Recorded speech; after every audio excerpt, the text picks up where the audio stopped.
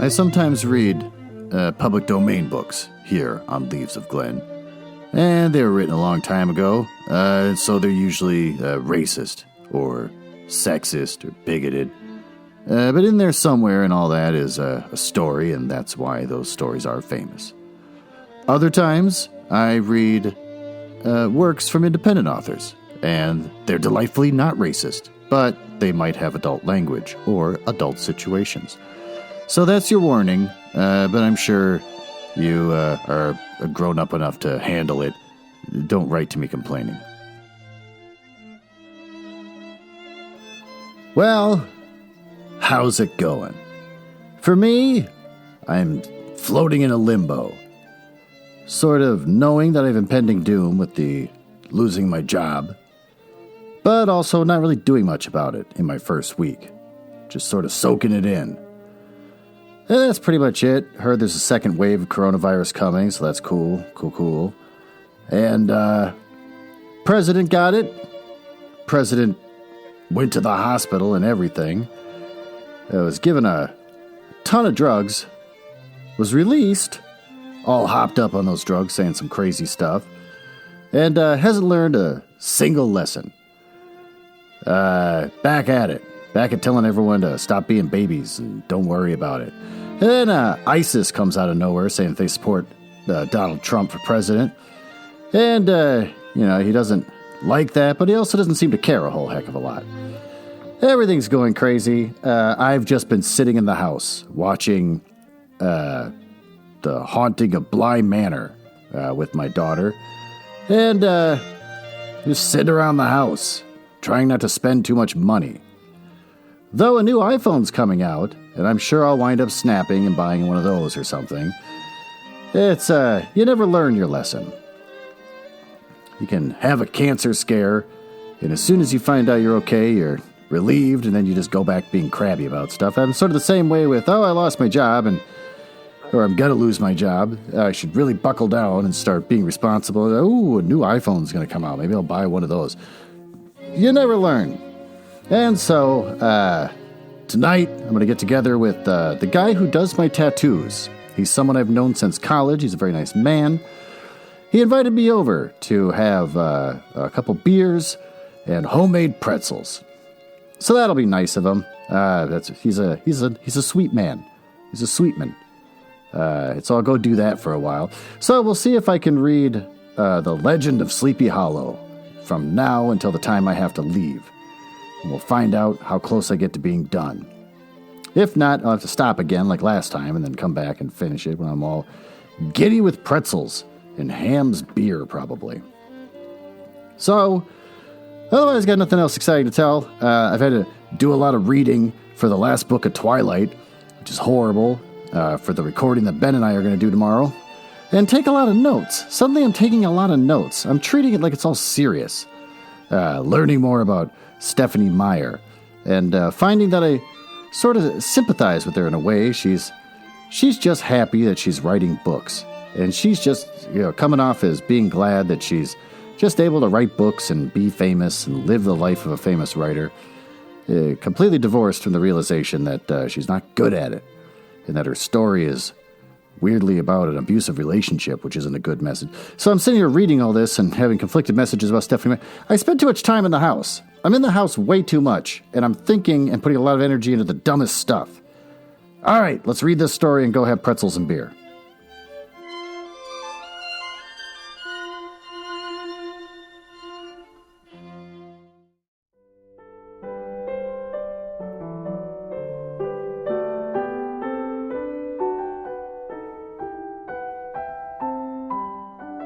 So, today's story was written by Washington Irving.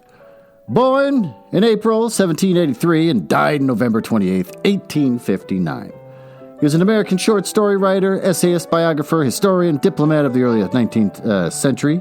He's best known for his short stories Rip Van Winkle and The Legend of Sleepy Hollow, both of which appear in his collection, The Sketchbook of Geoffrey Crayon Gent.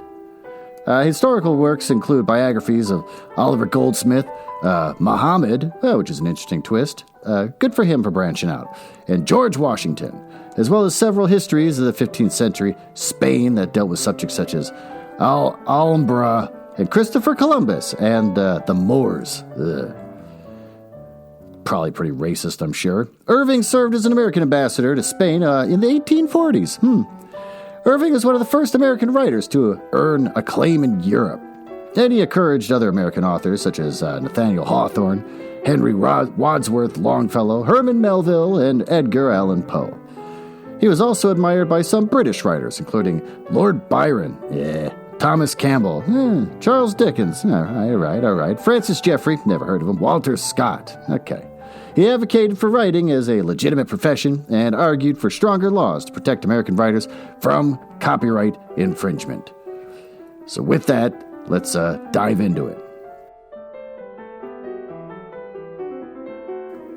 The Legend of Sleepy Hollow by Washington Irving.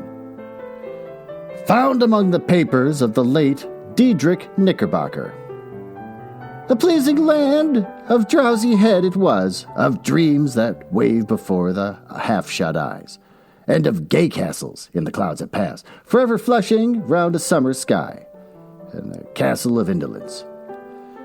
In the bosom of one of these spacious coves which indent the eastern shore of the Hudson, at the broad expansion of the river, denominated by the ancient Dutch navigators the Tappan Zee, and where they always prudently shortened sail and implored the protection of St. Nicholas when they crossed, there lies a small market town of rural port, which by some is called Greensburg, but which is more generally and properly known by the name of Tarrytown. His name was given, we are told, in the former days by the good housewives of the adjacent country, from the inveterate propensity of their husbands to linger about the village tavern on market days. Be that as it may, I do not vouch for the fact, but merely advert it for the sake of being precise and authentic. Not far from the village, perhaps about 2 miles, there's a little valley, or rather lap of land, among high hills, which is one of the quietest places in the whole world. A small brook glides through it, with just murmur enough to lull one to repose, and the occasional whistle of a quail, or a tapping of a woodpecker, is almost the only sound that ever breaks in upon the uniform tranquility. I recollect when a stripling, my first exploit in squirrel shooting, was in a grove of tall walnut trees that shades one side of the valley. I wandered into it at noontime, when all nature is peculiarly quiet, and was startled by the roar of my own gun, as it broke the Sabbath stillness around, and was prolonged and reverberated by angry echoes. If ever I should wish for a retreat, whither I might steal from the world and its distractions and dream quietly away the remnant of a troubled life, I know of none more promising than this little valley. Burp. From the listless repose of the place, and the peculiar character of its inhabitants, who are descendants from the original Dutch settlers, this sequestered glen has long been known by the name of Sleepy Hollow in all caps, and its rustic lads are called the Sleepy Hollow Boys throughout all the neighboring country. A drowsy, dreamy influence seems to hang over the land and to pervade the very atmosphere. Some say that the place is bewitched by a high German doctor during the early days of the settlement. Others, an old Indian chief, the prophet or wizard of his tribe, held his powwows there before the country was discovered by Master Hendrik Hudson. Certain it is, the place still continues under the sway of some witching power that holds a spell over the minds of the good people, causing them to walk in a continual reverie. They are given to all kinds of marvelous beliefs and are subject to trances and visions, and frequently see strange sights, and hear music and voices in the air. The whole neighborhood abounds with local tales, haunted spots, and twilight superstitions. Stars shoot, meteors glare oftener across the valley than in any other part of the country. And in the nightmare, with her whole ninefold, seems to make it the favorite scene of her gambles. The dominant spirit, however, that haunts the enchanted region and seems to be commander-in-chief of all the powers of the air is the apparition of a figure on horseback without a head. Oh, it's said by some to be the ghost of a Hessian trooper whose head had been carried away by a cannonball, weirdly enough, and in some nameless battle during the Revolutionary War, and who is ever and anon seen by the country folk hurrying along in the gloom of night as if on the wings of the wind. His haunts are not confined to the valley, but extend at times to the adjacent roads, and especially to the vicinity of the church at no great distance. Indeed, certain of the most authentic historians of those parts who have been careful in collecting and collating from the floating facts concerning this specter, allege that the body of the trooper, having been buried in a churchyard, the ghost rides forth to the scene of battle in nightly quest of his head, and that the rushing speed, which he sometimes passes along the hollow like a midnight blast, is owing to his being belated and in a hurry to get back to the churchyard before daybreak. Such is the general purport of this legendary superstition, which has furnished materials for many a wild story in that region of shadows, and the specter is known at all country firesides by the name of the Headless Horseman of Sleepy Hollow. It's remarkable that the visionary propensity I have mentioned is not confined to the native inhabitants of the valley, but is unconsciously imbibed by everyone who resides there for a time.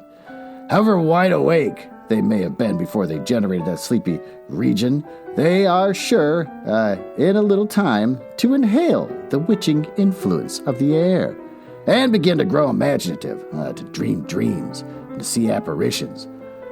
I mention this peaceful spot without possible laud, for it is such a little retired Dutch valleys found here and there embosomed in the great state of New York that population, manners, and customs remain fixed.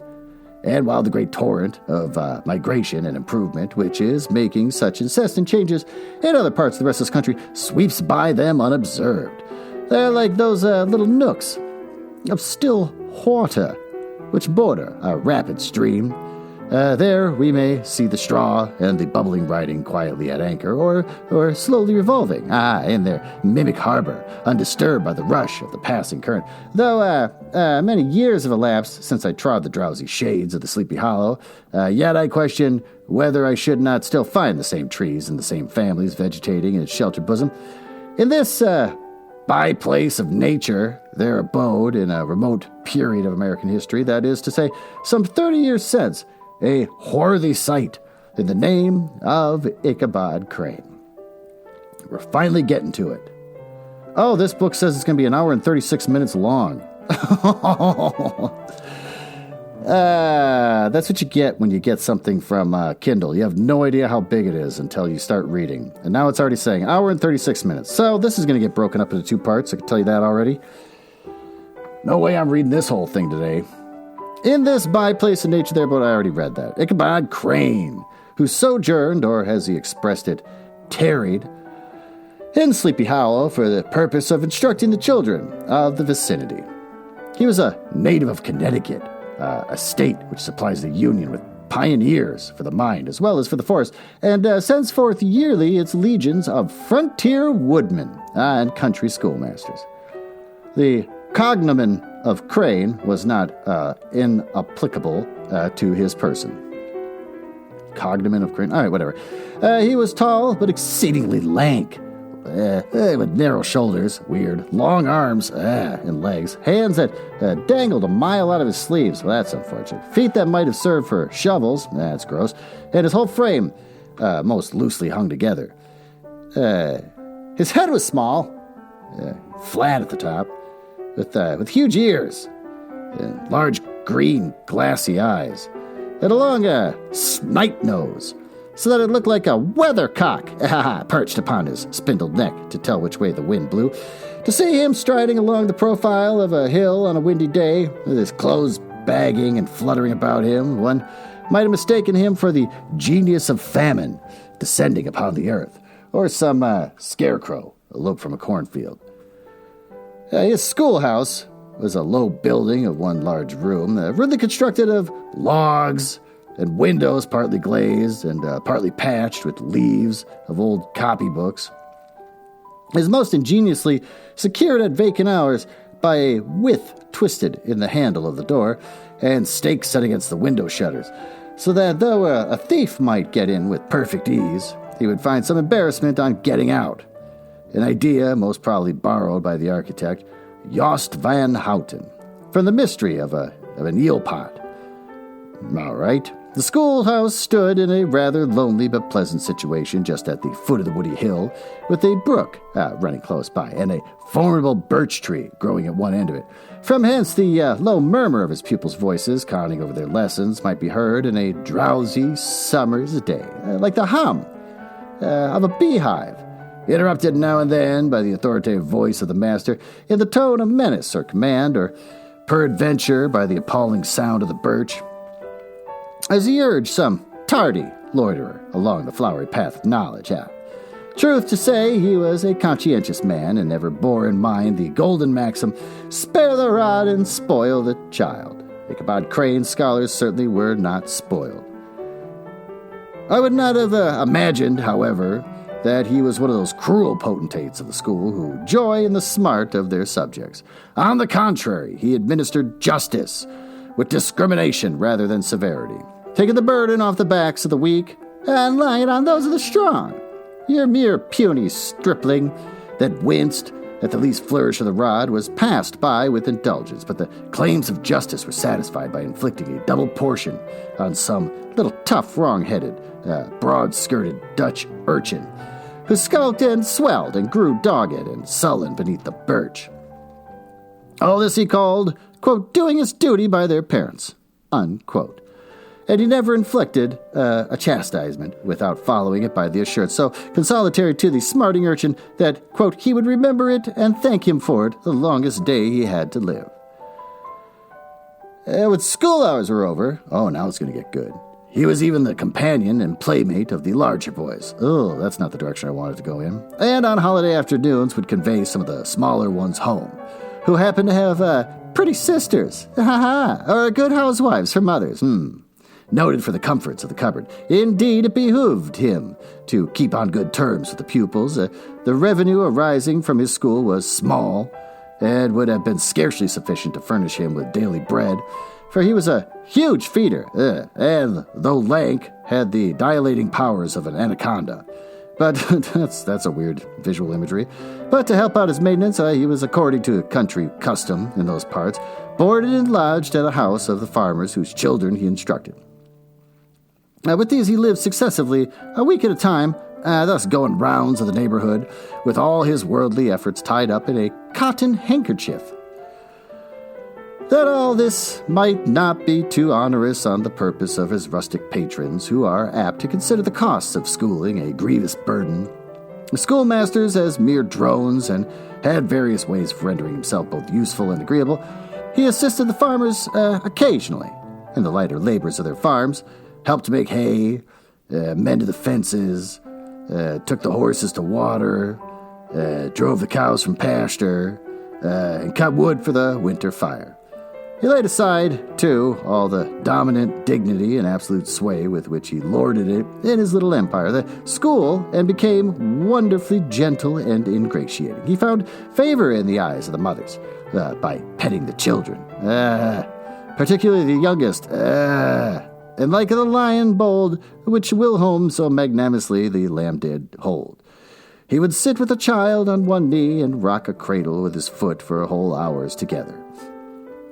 In addition to other vocations, he was the singing master of the neighborhood, and picked up many bright shillings by instructing the young folks in psalmody. Psalmody. What's psalmody? Psalmody. The singing of psalms, or similar sacred canticles. Psalmade. All right, whatever. It was a matter of no little vanity to him on Sundays to take his station in front of the church gallery, with a band of chosen singers, where, in his own mind, he completely carried away the psalm from the parson.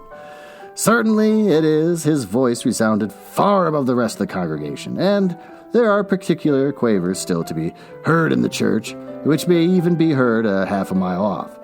Quite the opposite side of the mill pond, and on a still Sunday morning, which are said to be legitimately descended from the nose of Ichabod Crane. Thus by divers, little makeshifts in that ingenious way which is commonly denominated by hook and by crook, the worthy pedagogy got on tolerably enough, and was thought, by all who understood nothing of the labor of headwork, to have a wonderfully easy life of it. How the schoolmaster is generally a man of some importance in the female circle of a rural neighborhood, being considered a kind of idle, gentlemanlike parsonage of vastly superior taste and accomplishments to the rough country swains, and indeed inferior in learning only to the parson. His appearance, therefore, is apt to occasion some little stir at the tea table of a farmhouse, and the addition of a supernumerary dish of cakes or sweetmeats, or peradventure in the parade of a silver teapot. Our man of letters, therefore, was particularly happy in the smiles of all the country damsels. How he would figure among them in the churchyard, between the services on Sundays, gathering grapes for them, from the wild vines that overran the surrounding trees, reciting for their amusement all the epitaphs of the tombstones. That seems weird. Well, how's that amusing? Or sauntering, with a whole bevy of them, along the banks of the adjacent mill pond, while the more bashful country bumpkins hung sheepishly back, envying his superior elegance and address. From his half-internet life also was a kind of traveling gazette, carrying the whole budget of a local gossip from the house to house, so that his appearance was always greeted with satisfaction. He was, moreover, esteemed by the women as a man of great erudition, for he had read several books quite through, and was a perfect master of Cotton Mather's History of New England Witchcraft. That's weird, in which, by the way, he most firmly and potently believed. He was, in fact, an odd mixture of small shrewdness and simple credulity. His appetite for the marvelous and his powers of digesting it were equally extraordinary, and both had been increased by his residence in this spellbound region. No tale was too gross or monstrous for his capricious swallow. It was often his delight, after school was dismissed in the afternoon, to stretch himself on the rich bed of clover bordering the little brook that whimpered by his schoolhouse, and there con over Mather's direful tales, until the gathering of dusk of evening made this printed page a mere mist before his eyes. Then, as he wended his way by swamp and steam and awful woodland to the farmhouse where he happened to be quartered, every sound of nature at that witching hour fluttered his excited imagination. The moan of the whippoorwill from the hillside, the boding cry of the tree toad, the harbinger of storm. This is like from the Disney version of this, where they show him getting scared of all the little sounds, which I'm only remembering now. I think I've seen this back in 1983, but I'm remembering the scene now. The dreary hooting of a screech owl, or the sudden rustling in the thicket of birds frightened from their roost. The fireflies, too, which sparkled most vividly in the darkest places, now and then that startled him, as one of uncommon brightness would stream across his path, and if by chance a huge blockhead of a beetle came winging his blundering flight against him, the poor varlet was ready to give up the ghost, with an idea that he was struck with a witch's token. His only resource on such occasions, either to drown thought or drive away evil spirits, was to sing psalm tunes, and the good people of Sleepy Hollow, as they sat by their doors of the evening, were often filled with awe at hearing his nasal melody in linked sweetness long drawn out, floating from the distant hill or along the dusky road. Another of his sources of fearful pleasure was to pass long winter evenings with the old Dutch wives as they sat spitting by the fire, with a row of apples roasting and spluttering along the hearth, and listen to their marvelous tales of ghosts and goblins and haunted fields and haunted brooks and haunted bridges and haunted houses, and particularly of the headless horseman or galloping Hessian of the Hollow, as they sometimes called him. He would delight them equally by his anecdotes of witchcraft and of the direful omens and portentous sights and sounds in the air which prevailed in the earlier times of Connecticut, which would frighten them woefully with speculations upon comets and shooting stars, and with the alarming fact that the world did absolutely turn round, and that they were half the time topsy-turvy. People dispute that now. Now let's move on. But if there's a pleasure in all this, while snugly cuddling in the chimney corner of a chamber that was all of ruddy glow in the crackling wood fire, and where, of course, no spectre dared to show its face, it was dearly purchased by the terrors of the subsequent walk homewards. What fearful shapes and shadows beset his path! Oh, amidst the dim and ghastly glare of the snowy night! ! With what wistful look did the eye, every trembling ray of light streaming across the waste fields from some distant window! ! How often was he appalled by some shrub covered with snow, which, like a sheeted spectre, beset his very path! ! How often did he shrink with curdling awe at the sound of his own steps on the frosty crust beneath his feet, and dread to look over his shoulder, lest he should behold some uncouth being trampling close behind him! And how often was he thrown into complete dismay by some rushing blast, howling among the trees, in the idea that it was galloping Hessian on one of his nightly scourings! All these, however, were mere terrors of the night, phantoms of the mind that walk in darkness. And though he had seen many specters in his time, had been more than once beset by Satan in divers shapes in his lonely preambulations, yet daylight put an end to all these evils, and would have passed a pleasant life of it, in despite of the devil and all his works, if his path had not been crossed by a being that causes more perplexity to mortal man than ghosts, goblins, and the whole race of witches put together, and that was, a woman. Among the musical disciples who assembled one evening each week to receive his instructions in psalmody, I'm never going to figure that one out, was Katrina Van Tassel, the daughter and only child of a substantial Dutch farmer. Oh, she was a blooming lass, a fresh 18. Ooh, plump, as a partridge, ripe and melting and rosy. This is getting weird. Rosy-cheeked as one of her father's peaches. Yeah, this is getting weird. And universally famed, not merely for her beauty, but her vast expectations. She was, withal, a little of a coquette. Let's look up what coquette means. I've heard that before, but I'm not exactly sure. It's a woman who flirts, as might be perceived even in her dress, which was a mixture of ancient and modern fashions. As most suited to set off her alarms, she wore the ornaments of pure yellow gold, which her great-grandmother had brought over from Saardam, the tempting stomacher of the olden time, and withal a provokingly short petticoat to display the prettiest foot and ankle in the country round. Is this writing got like a foot fetish or something? I'm just not into feet. I'm not a foot guy. I think feet are gross and toes look weird. Ichabod Crane had a soft and foolish heart toward the sex. It is not to be wondered at so tempting a morsel soon found favor in his eyes. This is weird how he keeps describing her as food. More especially after he had visited her in the paternal mansion. Old Baltus Van Tassel was a perfect picture of a thriving, contented, liberal-hearted farmer. He seldom, it is true, sent either his eyes or his thoughts beyond the boundaries of his own farm, but within those everything was snug, happy, well-conditioned. He was satisfied with his wealth, but not proud of it, and piqued himself upon the hearty abundance rather than the style in which he lived.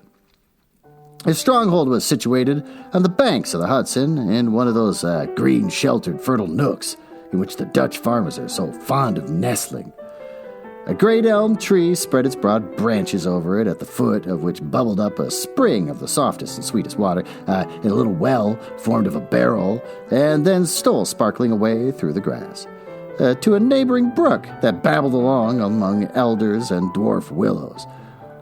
Hard by the farmhouse was a vast barn that might have been served for a church, every window and crevice of which seemed bursting forth with the treasures of the farm. The flail was busily resounding from within it, the morning to night. Swallows and martins skimmed twittering about the eaves, and rows of pigeons. Oh, rows of pigeons. Someone with one eye turned up as if watching the weather. Some with their heads under their wings or buried in their bosoms.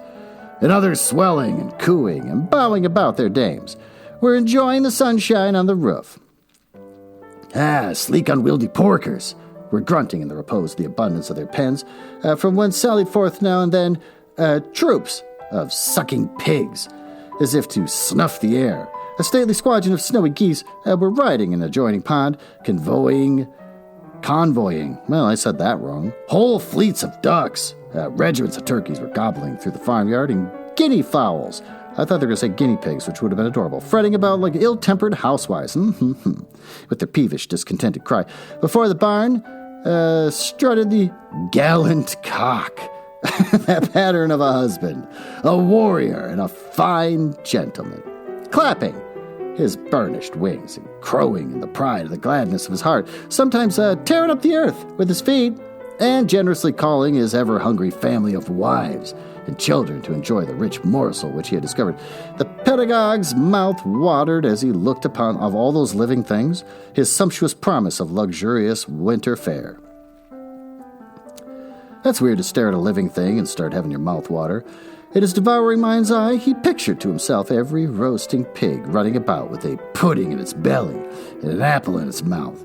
The pigeons were snugly put to bed in a comfortable pie and tucked in with a coverlet of crust. The geese were swimming in their own gravy, and the ducks pairing cozily in dishes like snug married couples with a decent competency of onion sauce.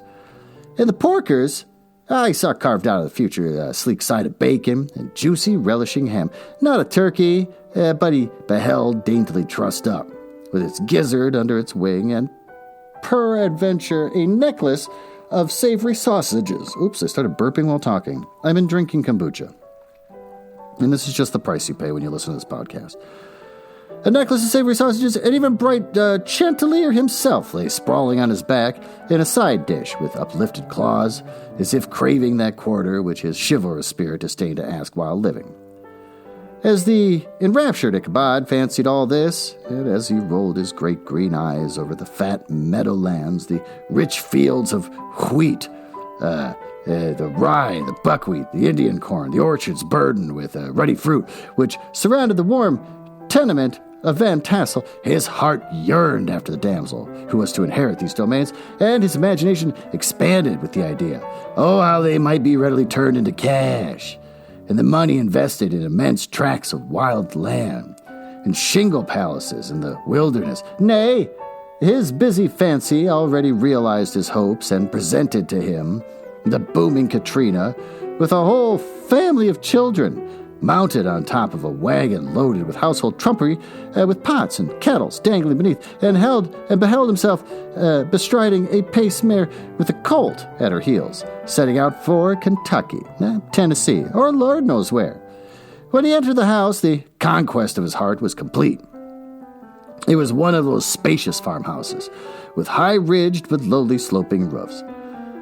Built in the style handed down from the first Dutch settlers, the low projecting eaves forming a piazza along the front, capable of being closed up in bad weather. Under this were hung flails, harness, various utensils of husbandry, and nets for fishing in the neighboring river. Benches were built along the sides for summer use, and a great spinning wheel at one end, and a churn at the other, showed the various uses to which this important porch might be devoted. From this piazza, the wandering Ichabod entered the hall, which formed the center of the mansion, and the place of usual residence. Here rows of resplendent pewter, ranged on a long dresser, dazzled his eyes. In one corner stood a huge bag of wool, ready to be spun. In another, a quantity of linsey woolsey just from the loom. Ears of Indian corn, strings of dried apples and peaches, hung in gay festoons along the walls, mingled with the gaunt of red peppers, and a door left ajar gave him a peep into the best parlor, where the claw-footed chairs and dark mahogany tables shone like mirrors. Andirons and their accompanying shovel and tongs glistened from their convert of asparagus tops. Mock oranges and conch shells decorated the mantelpiece. Strings of various colored birds' eggs was suspended above it, and a great ostrich egg was hung from the center of the room, and a corner cupboard, knowingly left open, displayed immense treasures of old silver and well-mended china. From the moment Ichabod laid his eyes upon these regions of delight, the peace of his mind was at an end. And his only study was how to gain the affections of the peerless daughter of Van Tassel. In this enterprise, however, he had more real difficulties and generally fell into the lot of a knight-errant of yore, who seldom had anything but giants, enchanters, and fairy dragons, and such like easily conquered adversaries to contend with, and had to make his way merely through the gates of iron and brass, and walls of adamant to the castle keep, where the lady of his heart was confined, all which he achieved as easily as a man would carve his way through the center of a Christmas pie. And then the lady gave him her hand as a matter of course. Ichabod, on the contrary, had to win his way to the heart of the countryside coquette, beset with a labyrinth of whims and caprices which were forever presenting new difficulties and impediments. And he had to encounter a host of fearful adversaries, of real flesh and blood, and numerous rustic admirers who beset every portal to her heart, keeping a watchful and angry eye upon each other, but ready to fly out in a common cause against any new competitor. Well, among these, the most formidable was a burly, roistering blade of a man named Abraham, or, according to the Dutch abbreviation, Brom Van Brunt, the hero of the country round, which rang with his feats of strength and hardihood. He was broad-shouldered, and double-jointed. That's a bonus? Like he can bend his fingers backwards, and everyone's like, "Whoa!"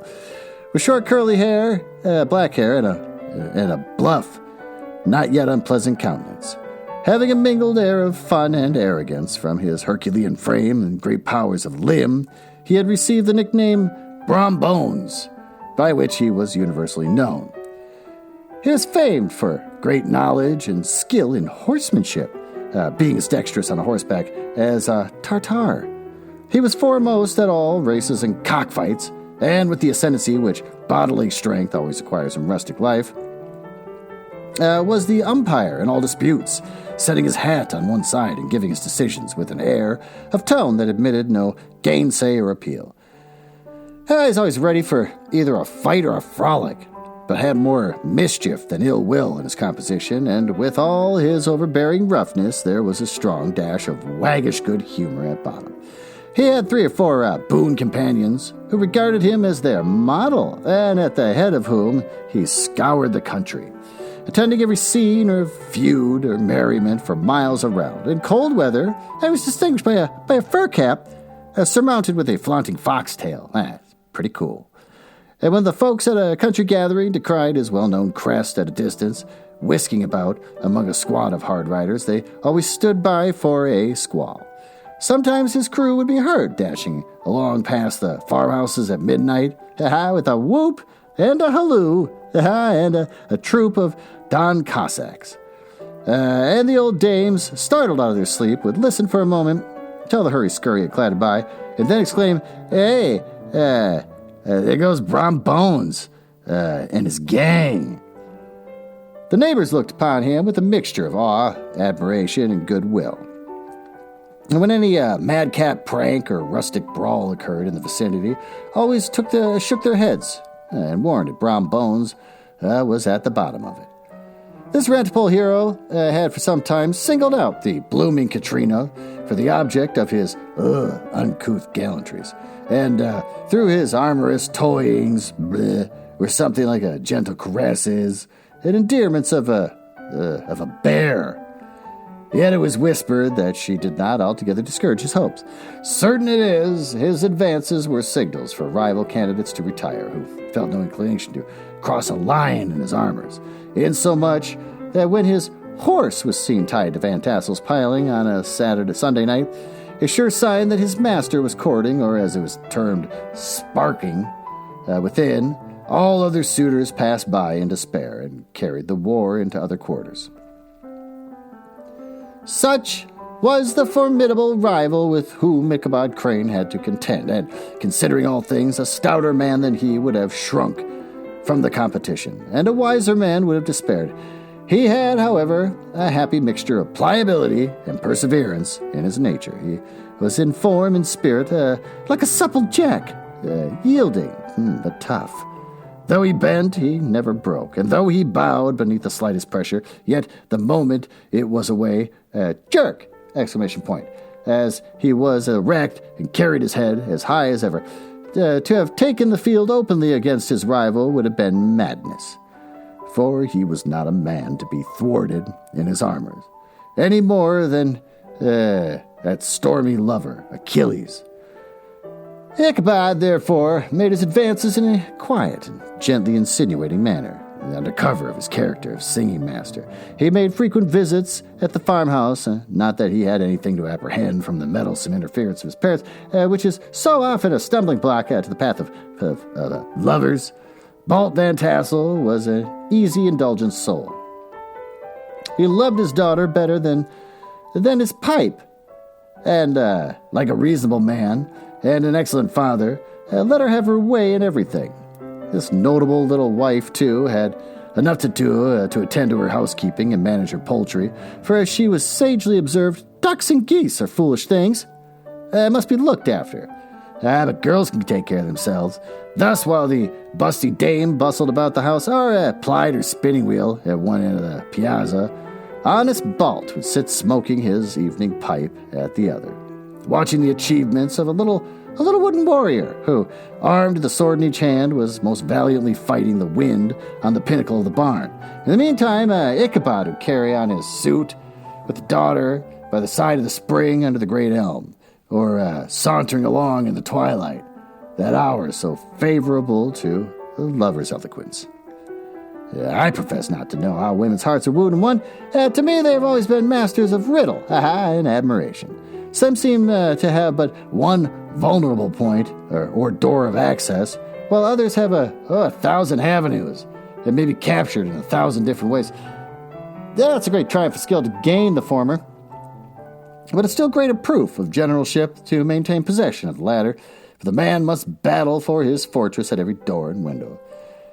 He who wins 1,000 common hearts is therefore entitled to some renown, but he who keeps undisputed sway over the heart of a coquette is indeed a hero.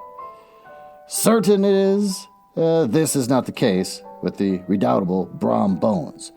And from the moment Ichabod Crane made his advances, the interests of the former evidently declined.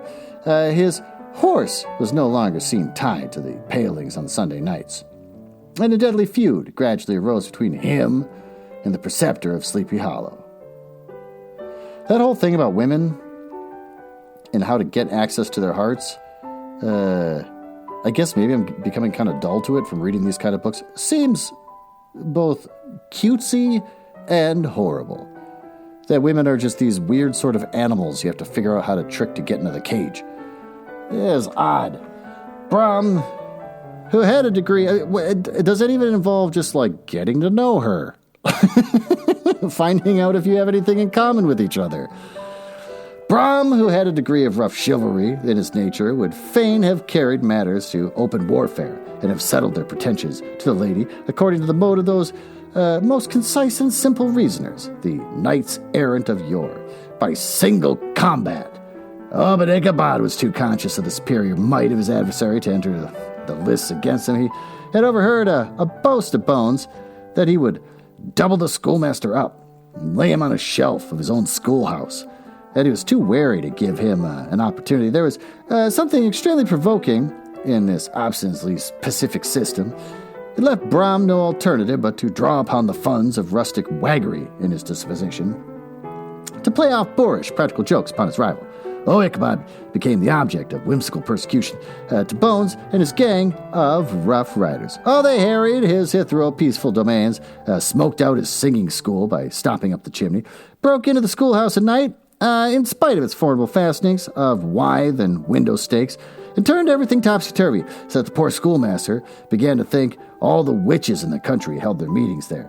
But what was still more annoying, Brom took all opportunities of turning him into ridicule in the presence of his mistress, and had a scoundrel dog whom he taught to whine in the most ludicrous manner, and introduced as a rival of Ichabod's to instructor in psalmody. I don't know if I'm ever going to say that right. In this way, matters went on for some time, without producing any material effect on the relative situations of the contending powers. On a fine autumnal afternoon, Ichabod, in a pensive mood, sat enthroned on the lofty stool from whence he usually watched all the concerns of his little literary realm.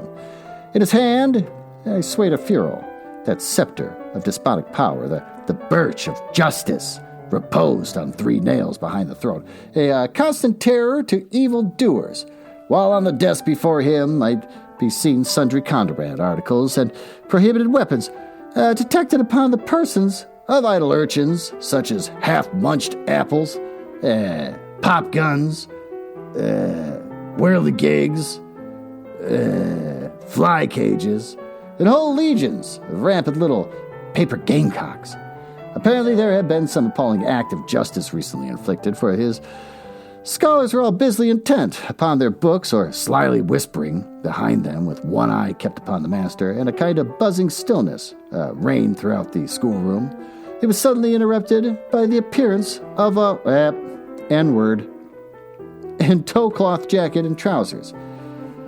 Ooh, I didn't expect to see that. It's not the really bad N-word, it's the very closely bad N-word. A round, crowed fragment of hat, like a cap of Mercury, and mounted on the back of a ragged, wild, half-broken colt, which he managed with a rope by way of halter.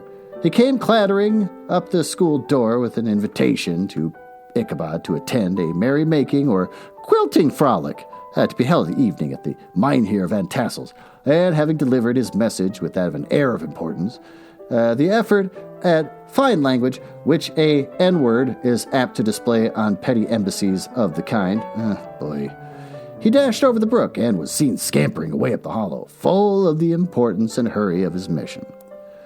All was now bustle and hubbub in the late quiet schoolroom. The scholars were hurried through their lessons without stopping at trifles. Those who were nimble skipped over half with impunity, and those who were tardy had smart application now and then in the rear to quicken their speed, to help them over a tall word. Books were flung aside without being put away on the shelves, and inkstands were overturned, benches thrown down, and the whole school was turned loose an hour before the usual time, bursting forth like a legion of young imps, yelping, racketing about in the green joy of their early emancipation. The gallant Ichabod now spent at least an extra half hour at his toilet, brushing his teeth, and furbishing up his best, an only suit of rusty black, and arranging his locks in a bit of broken looking-glass that hung in a schoolhouse, that he might make his appearance before his mistress in the true style of a cavalier. He borrowed a horse from the farmer, with whom he domiciled a choleric old Dutchman of the name Hans van Ripper, and thus gallantly mounted, issued forth like a knight-errant in quest of adventures. But it is meet I should, in the true spirit of romantic story, give some account of the looks and equipments of my hero and his state. The animal he bestrode was a broken-down plow horse that had outlived almost everything but its viciousness. He was gaunt and shagged, with an ewe neck, and a head like a hammer. Hey, this is like the cartoon I remember watching from the Disney cartoon. His rusty mane and tail were tangled and knotted with burrs. One eye had lost its pupil. Gross. It was glaring and spectral. Gross. But the other had the gleam of genuine devil in it. Still, he must have had fire and metal in his day, if we may judge from the name he bore of Gunpowder. He had, in fact, been a favorite steed of the master's, the choleric Van Ripper, who was a furious rider and had infused, very probably, some of his own spirit into the animal. For, old and broken down as he looked, there was more of the lurking devil in him than any young frilly in the country.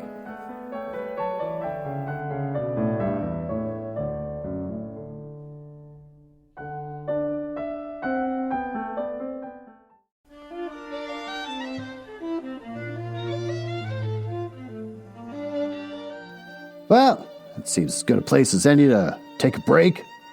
What have we learned so far in this story? Sniveling hubris. Ichabod is not an attractive man. He doesn't offer much by way of to the society except for teaching the students and then just living off their parents. And he's kind of weird in how he gossips with all the house moms and stuff, and then lusts after their daughters in a weird food kind of way. He keeps associating them with supple foods and whatnot. Kind of gross, kind of weird. And then sits and looks at living animals and, he just wants to eat them. So Ichabod's kind of a creepy guy. I'm not really taking sides with him. I don't feel that I really can identify with him or root for him. If anything, Brom, he's a loud, brash person. He likes to whoop it up and party, but he sounds kind-hearted. He doesn't sound like he's looking at people's daughters like they're food or staring at their pigs with his mouth watering. And for some reason, I guess I side with that more. So I guess I'm rooting for Brom. I already know how the story ends, but for those of you who don't, for some weird reason, let's just see where this goes. So I gotta go in 10 minutes. Thanks for listening, and I will probably make another recording very, very soon. Because I didn't know that this was going to be a two-parter. I was kind of hoping it'd be a one-parter. So now I got to make double the recording to wrap this dang thing up. All right, bye.